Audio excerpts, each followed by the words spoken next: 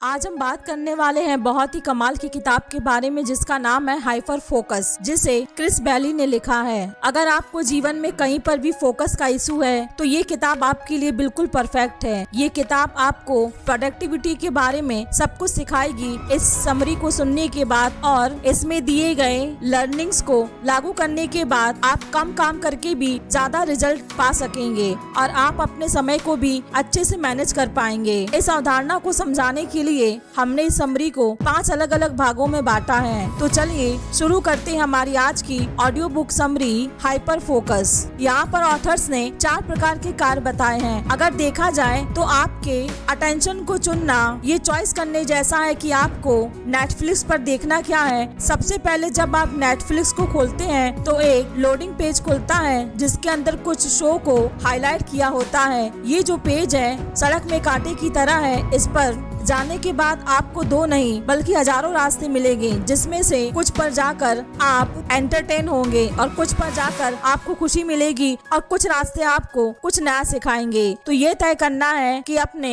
Attention को कहाँ पर लगाना है। वो भी इसी तरीके से कांटे को रिप्रेजेंट करता है। आपके पास फोकस के लिए अनगिनत चीजें हैं, लेकिन उसमें से किस पर फोकस करना है वो आपके ऊपर है। जब आप अपने आसपास देखते हैं कि आप किन किन चीजों पर फोकस कर सकते हैं तो वो एक बहुत बड़ा नंबर निकलकर सामने आता है। आपके द्वारा चुनी जा रही सबसे महत्वपूर्ण वस्तु की ओर आपका ध्यान केंद्रित करना है और फिर उस ध्यान को बनाए रखना है। सबसे इम्पोर्टेंट बात यह है कि जो हम पूरे दिन में करेंगे। यहाँ पर हम 4 तरह के कामों के बारे में बात करेंगे। पहला है आवश्यक कार्य, दूसरा है अनावश्यक कार्य, तीसरा है भंग करने वाला कार्य और चौथा है उद्देश्यपूर्ण कार्य। नंबर 1 है आवश्यक कार्य। जरूरी काम के अंदर वो सारे काम आते हैं जिन्हें करने में मजा नहीं आता है लेकिन जरूरत पड़ती है। टाइम, मीटिंग और अपने बजट की बातें सब इसी में आती हैं। ज्यादातर हमें इस काम को करने के लिए आपको धक्का देना पड़ता है। नंबर 2 है अनावश्यक कार्य। फालतू काम के अंदर वो सारे काम आते हैं जिन्हें करने में मजा नहीं आता है और फायदे भी नहीं होते हैं, जैसे आपके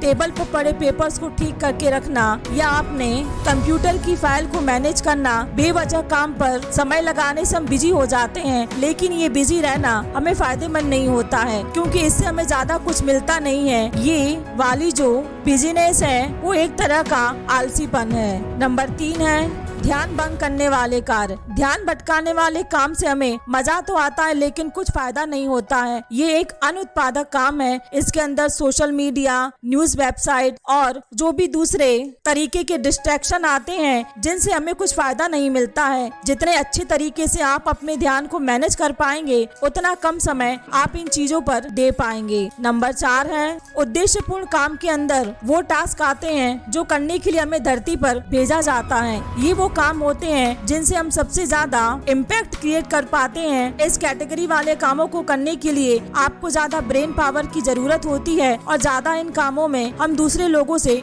अच्छे होते हैं। एक अभिनेता का सबसे उद्देश्यपूर्ण काम हो सकता है अभ्यास करना, प्रदर्शन करना। एक फाइनेंशियली कंसल्टेंट का उद्देश्यपूर्ण कार्य होता है इन्वेस्ट कराना और अपने क्लाइंट से बातचीत करना। जो मनुष्य मैन्युफैक्चरिंग होता है वो अपना ज्यादा टाइम आवश्यक कार्य और उद्देश्यपूर्ण कार्य में बिताते हैं। यहाँ पर हम आपको अपनी उत्पादकता को बेहतर बनाने के लिए एक टिप देते हैं। अपने सारे कामों को इन 4 कैटेगरी में बांटें। एक सरल काम से आपको पता चल जाएगा कि आपके काम में क्या ज्यादा इम्पोर्टेंट है। चैप्टर नंबर 2 है the limits of your attention, यानी कि अपने ध्यान की सीमाएं। अपने नंबर 1 है अपने अटेंशनल स्पेस से मिले।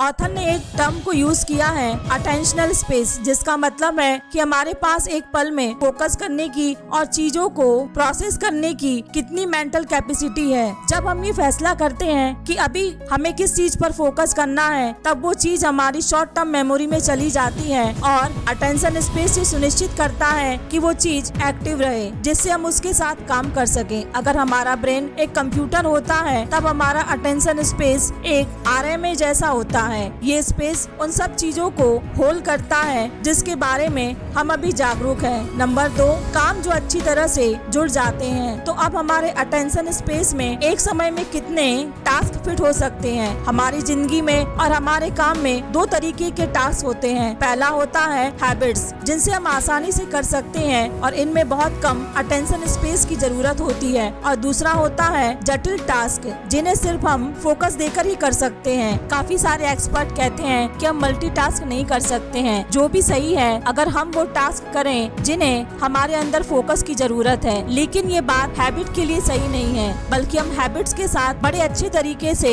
मल्टीटास्क कर सकते हैं। भले ही हम 2 लोगों के साथ एक समय पर बात नहीं कर सकते हैं, लेकिन हम चल सकते हैं, उनके साथ चिंगम गम खा सकते हैं और ऑडियो भी सुन सकते हैं। और इसी वजह से बिना आपके एक्शन की क्वालिटी को कॉम्प्रोमाइज किए हम बड़ी आसानी से मल्टीटास्किंग कर सकते हैं। नंबर 3 है ओवरलोड, यानी कि ध्यान अधिभार। क्या आप कभी किचन या लिविंग रूम में गए हैं और महसूस किया है कि आप भूल गए हैं कि आप वहाँ क्यों गए थे? अगर ऐसा हुआ है तो चांसेस है कि आप अटेंशन ओवरलोड के ट्रिप में फंस गए हैं। उस टाइम आपने अपने अटेंशन स्पेस को काफी सारी चीजों से भर दिया है। बैकग्राउंड में जो टीवी शो चल रहा है, रैंडम थॉट्स और ब्लॉग्स जो आपने कभी पढ़ा था, और उसकी वजह से आपके पास अपने असली इरादे के लिए स्पेस ही नहीं बचा है। हमें जितना ज्यादा हो सके पूरे इरादे के साथ काम करना चाहिए। ये तो और भी ज्यादा सच हो सकता है जब हमें काफी सारे काम करने हो और टाइम कम हो।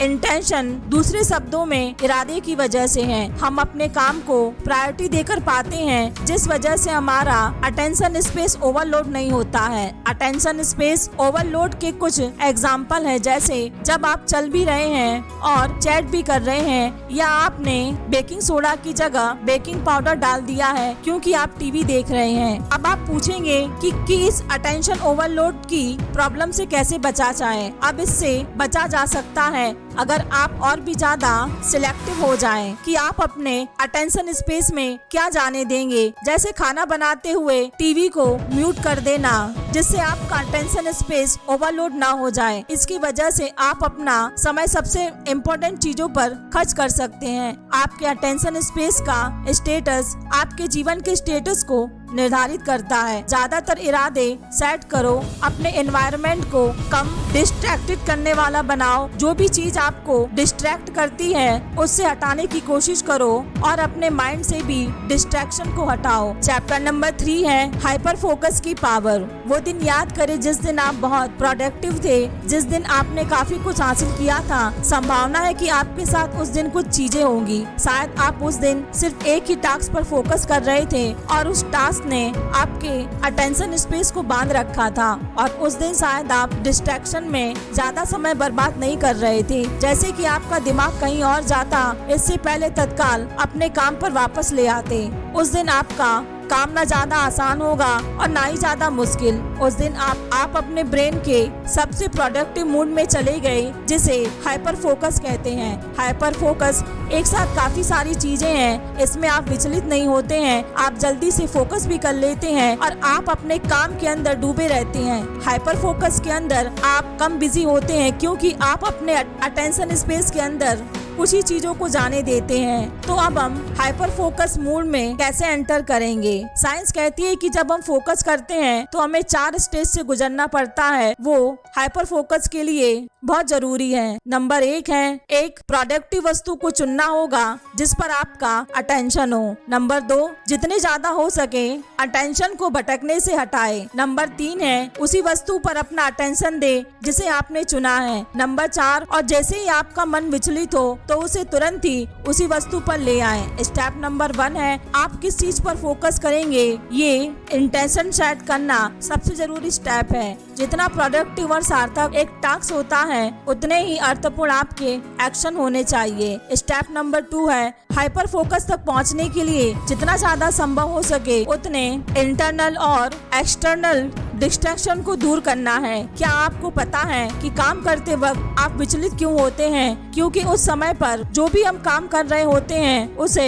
डिस्ट्रैक्शन ज्यादा अट्रैक्ट करता है। इसलिए काम शुरू करने से पहले ही सारे डिस्ट्रैक्शन को हटाना चाहिए, वरना अगर वो काम के समय आएगा तो उसे जीतना इम्पॉसिबल सा हो जाएगा। स्टेप नंबर 3 है हाइपर फोकस का तब संभव होगा जब हम अपने चॉइस के लिए किए गई वस्तु पर एक पूर्व निर्धारित अमाउंट के लिए ध्यान देते हैं। यानी जिस भी चीज पर हमें फोकस करना है उसके लिए हम पहले से ही एक समय सेट कर दें, ताकि आज मैं जितने से जितने बजे तक इस चीज पर अपना ध्यान दूंगा। स्टेप नंबर 4 छोटा सा है। जैसे ही हाइपर फोकस के अंदर आपका दिमाग कहीं और जाता है तो उसे तुरंत वापस ले आना। हम कैसे चुन सकते हैं कि हमें किस चीज पर फोकस करना है? हमारा मतलब है कि आप किस तरीके से इंटेंशन सेट करें जिससे आप हाइपर फोकस मूड में चले जाएं। तो इसके लिए हमने यहाँ पर 3 मेथड शेयर किए हैं जिससे आप अच्छे और पावरफुल इंटेंशन सेट कर सकें। नंबर 1 है 3 का नियम। 3 का नियम बताता है कि दिन की शुरुआत में ऐसी 3 चीजें चॉइस करें जिन्हें आप दिन के खत्म होने से पहले पूरा देखना चाहते हैं। इसी सूची के अंदर दिन के सब महत्वपूर्ण काम आने चाहिए। नंबर 2 है आपके सबसे अधिक परिणाम कार्य। अगर आपके अंदर एक टू डू लिस्ट बनाने की हैबिट है तो उसके साथ एक और आदत बनाओ जो है आपके टू डू लिस्ट के कामों के नतीजे लिखने की।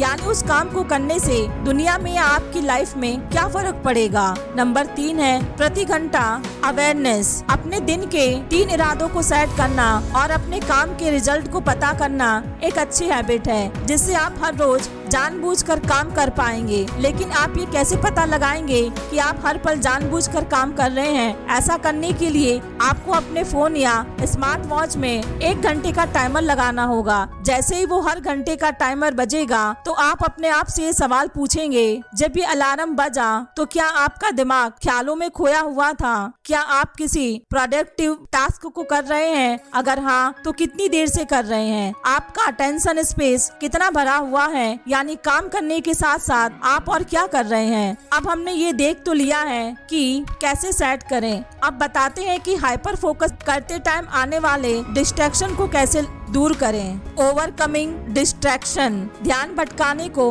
काबू करना। पहले हमने देखा था कि 4 तरीके के वर्क टास्क होते हैं। उत्पादक कार्य जो या तो वो आवश्यक कार्य होते हैं या उद्देश्यपूर्ण होते हैं। अनुत्पादक कार्य जो या तो अनावश्यक होते हैं या ध्यान भंग करते हैं। तो अब हम ध्यान भटकाने वाले ट्रैक को देखने वाले हैं। इनको हम 2 पैरामीटर्स के आधार पर डिवाइड कर सकते हैं। पहला है कि हमें उन डिस्ट्रैक्शन के ऊपर कंट्रोल नहीं है और दूसरा कि वो विचलित करने वाले, हमें परेशान करने वाले लगते हैं या अच्छे लगते हैं। ज्यादातर डिस्ट्रैक्शन उस श्रेणी में आते हैं जिन्हें हम कंट्रोल कर सकते हैं, जैसे कि इंटरनेट चलाना।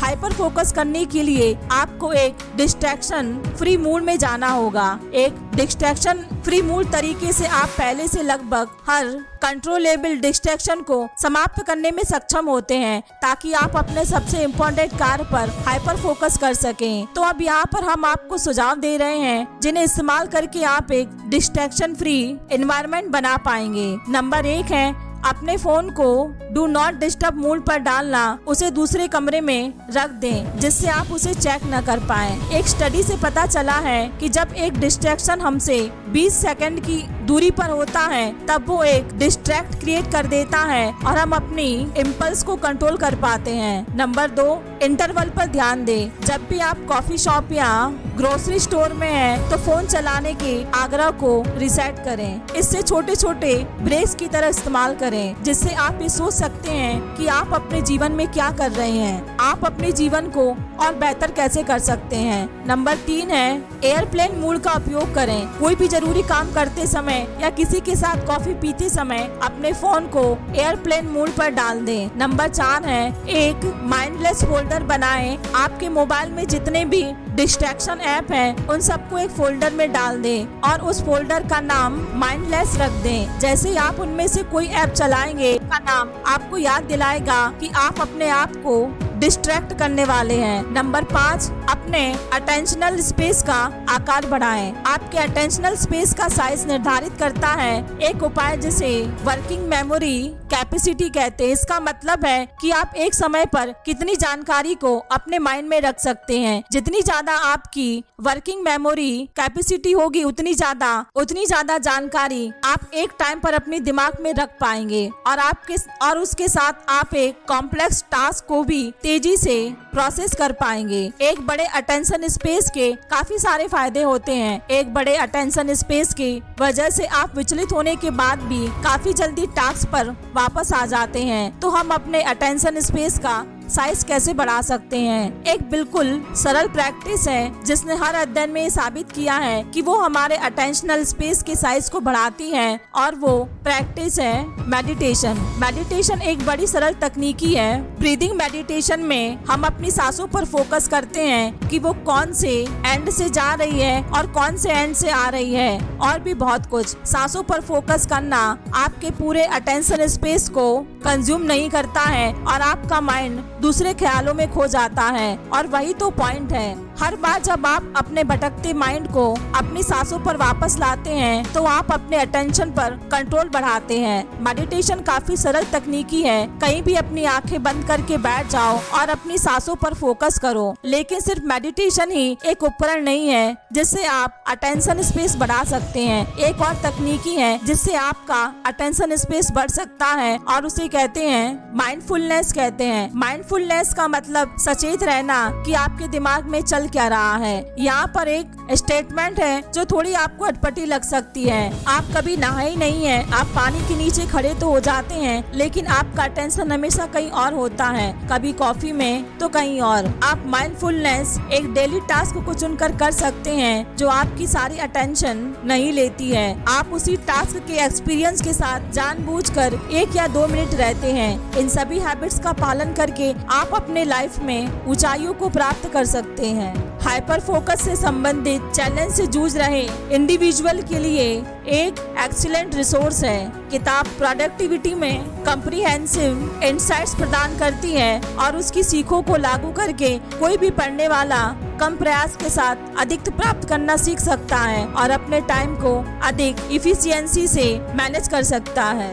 तो दोस्तों, आजकल इंटरनेट टेक्नोलॉजी की वजह से हमारी जिंदगी में डिस्ट्रैक्शन बहुत ज्यादा बढ़ गई है। आप दिन में बार बार फोन चेक करके सोशल मीडिया के मैसेज पढ़ते होंगे। इससे हमारे दिमाग में फालतू जानकारी आती रहती है। ब्रेन को ये सब कचरा जानकारी भी प्रोसेस करनी पड़ती है। इस वजह से ब्रेन जरूरी चीजों पर फोकस ही नहीं कर पाता है। लेकिन आज की ऑडियो बुक समरी सुनने के बाद आप फोकस ही नहीं बल्कि हाइपर फोकस डेवलप करना सीख जाएंगे। अपनी कंसंट्रेशन और फोकस को कैसे बढ़ाएंगे, इसके बारे में आज हमने जाना। इससे आपको अपनी प्रॉब्लम को सुलझाने में मदद मिलेगी और साथ ही आप अपने लाइफ के हर पहलू पर फोकस करना सीख पाएंगे, और फोकस करने के साथ ही आप ज्यादा सक्सेसफुल पर्सन बन पाएंगे। तो दोस्तों, ये थी मेरी आज की audio book summary hyper focus. जो आपको कैसी लगी मुझे कमेंट करके जरूर बताना। साथ ही मेरे चैनल को लाइक, शेयर और सब्सक्राइब करना और अपने दोस्तों के साथ शेयर करना ना भूलें। धन्यवाद।